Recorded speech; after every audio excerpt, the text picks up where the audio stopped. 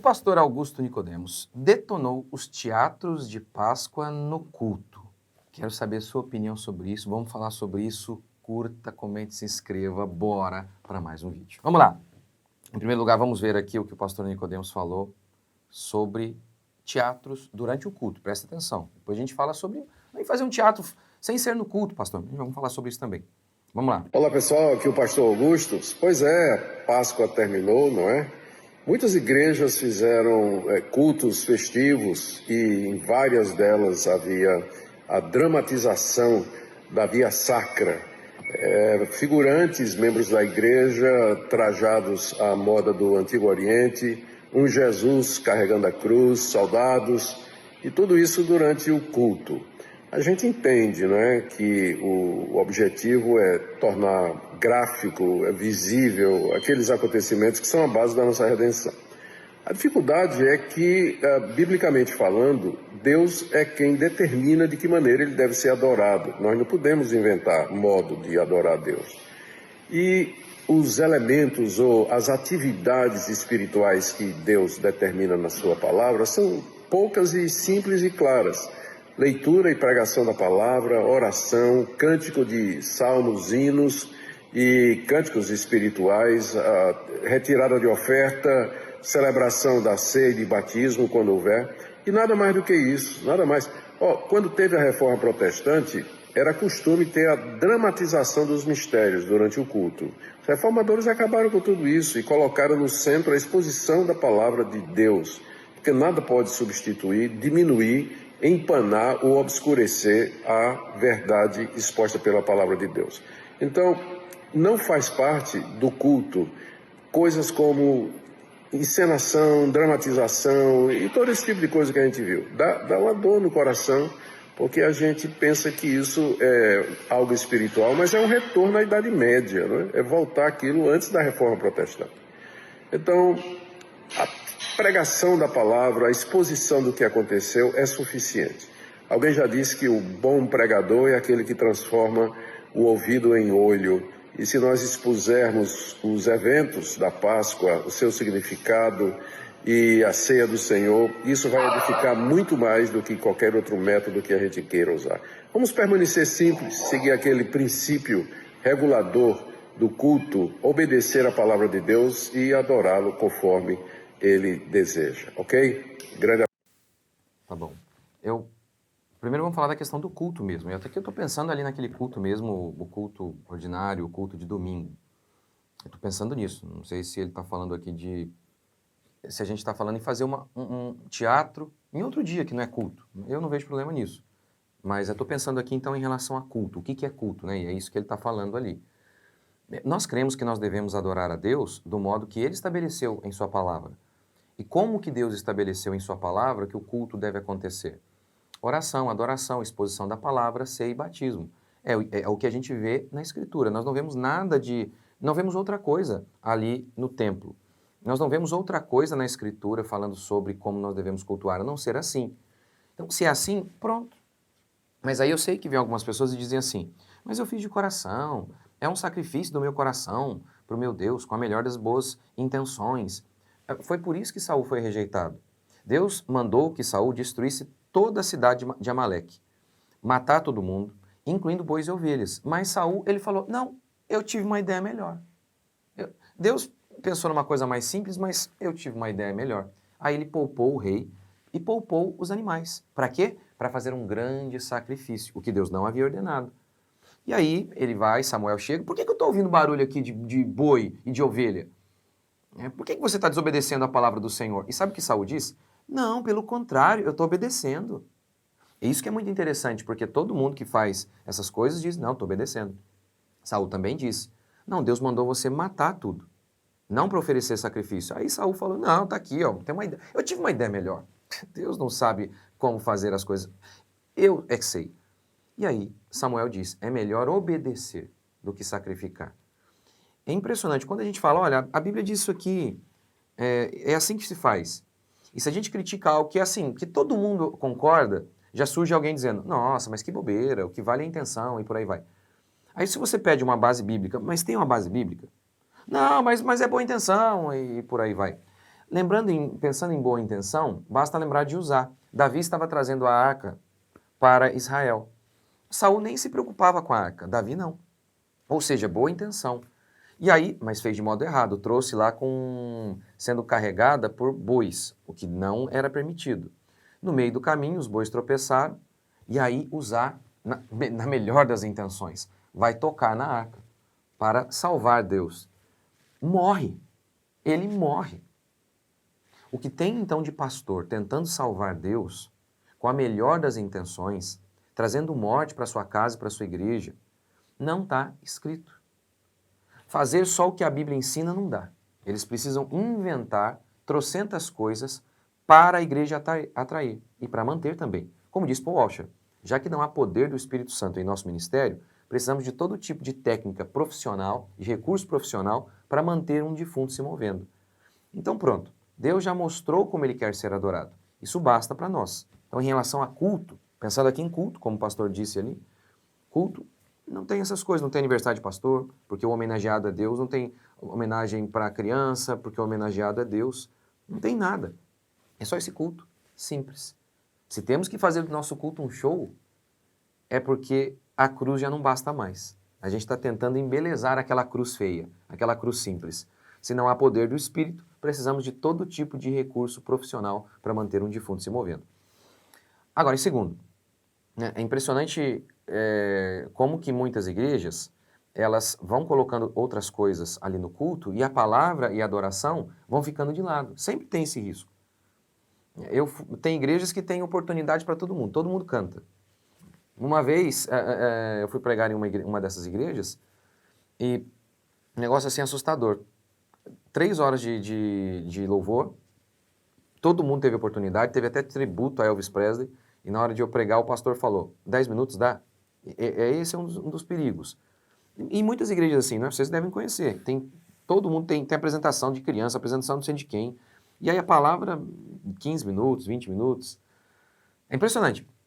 Uma dessas igrejas aí que gosta muito de teatro, eu não estou falando mal do teatro em si, mas a ideia do entretenimento, sabe? Do culto como entretenimento. O teatro, maravilha, é uma coisa maravilhosa. Mas não no culto, cada coisa no seu lugar. E aí desses caras aí que gostam de colocar teatro no culto, tá lá na minha igreja, e a gente começando o culto, leitura, a gente começa assim, tem leitura da Bíblia, aí fazemos oração, aí adoramos, exposição da palavra, cantamos e oramos de novo, basicamente isso. Aí ele falou, não, mas por que você começa com oração? Deixa alguém pintando aí. Tipo, sei lá, porque a igreja é casa de oração, seria mais ou menos isso. Percebe a mentalidade de entretenimento? Então aqui há sempre esse perigo. Há sempre esse perigo. Então, eu sei, as pessoas, não, como eu disse, não pode se fazer nenhuma crítica e pedir base bíblica que alguém já fala, não, mas que isso, fariseu.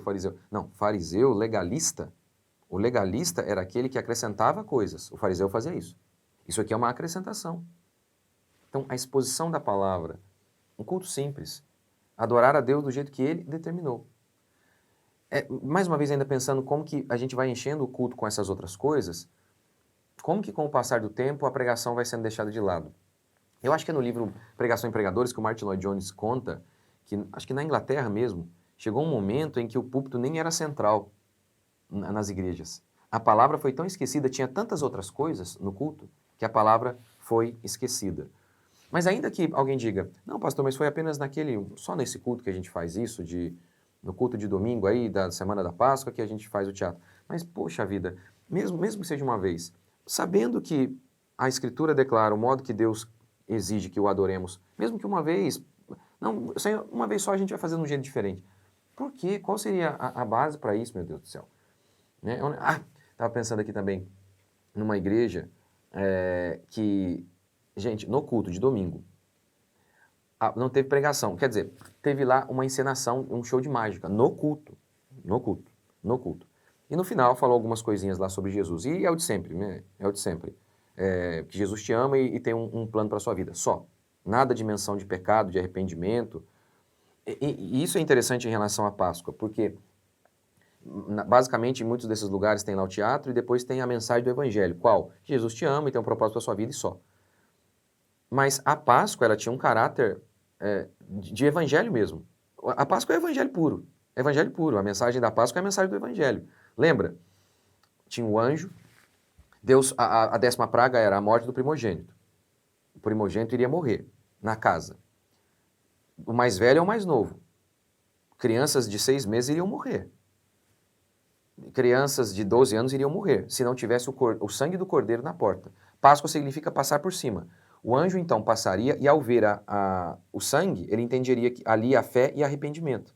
Por isso ele passaria e não mataria ninguém. Então, olha a mensagem da Páscoa. Ela tem a ver com a salvação. Salvação do quê? Da ira de Deus. Da ira de Deus. O filho de 6 meses que não tivesse sangue do cordeiro lá na porta iria morrer. Os pastores falam sobre isso. Porque o evangelho ele começa com essa mensagem da ira de Deus sobre o pecado. Fala de um Deus que vai matar todo mundo. Eles falam sobre isso na Páscoa? Eles anunciam, olha, se você não crer, você será condenado. Você e sua casa. Eles falam isso? Não falam. Nenhuma menção de pecado, sobre pecado, arrependimento. Nada. Então já começa aí também, né? Só o Jesus te ama e tem um propósito na sua vida e só. Pastor, mas e fora do culto? Você acha que pode ter teatro? Eu acredito que sim. Eu acredito. Né? E aí seria para aproveitar a data, para pregar sobre o Evangelho, explicar a Páscoa. Aí maravilhoso. Por que não aproveitar dessa data, que a Igreja Católica que institui aí, e para falar da Páscoa, que é o Evangelho. A Páscoa é o anúncio do Evangelho puro. Paulo fala, Cristo é a nossa Páscoa. Então, maravilhoso. Acredito maravilhoso. Em outro momento, sem problema nenhum. A Páscoa é o anúncio sobre Cristo Jesus. Agora, e pastor, você acha assim, então, veja o que eu acabei de falar. Em outro momento, sem ser um culto, fazer um teatro, ou até no culto que seja, pregar sobre a Páscoa. Maravilhoso, não tem problema nenhum. E pregar o Evangelho, porque a Páscoa é o Evangelho. Mas a ideia de comemorar, aí já não faz sentido. Por quê? Porque a Páscoa é o anúncio do Cristo que viria. Só faz sentido comemorar a Páscoa se você crê que Jesus não veio. E tem mais, né? Primeiro que ninguém comemora a Páscoa mesmo. Porque, ó, vamos lá. Você pega aqui Levítico. Deixa eu fechar aqui, stand de propaganda aqui. Vamos lá. Aqui, ó, Levítico. Como que eles iriam festejar a Páscoa depois que eles entrassem na Terra Prometida? No primeiro dia tereis santa convocação, nenhum trabalho... desculpa, aqui. No mês primeiro, ao 14 do mês, pela tarde é Páscoa. E ao 15 deste mês é a festa dos pães ázimos do Senhor. 7 dias comereis pães ázimos. Era o pão sem fermento. No primeiro dia tereis santa convocação, nenhum trabalho fareis. Mas no 7, então eram 7 dias. Mas 7 dias oferecereis oferta queimada. Então eles fazem 7 dias. Comem com pão sem fermento? Não come. Faz o sacrifício no templo?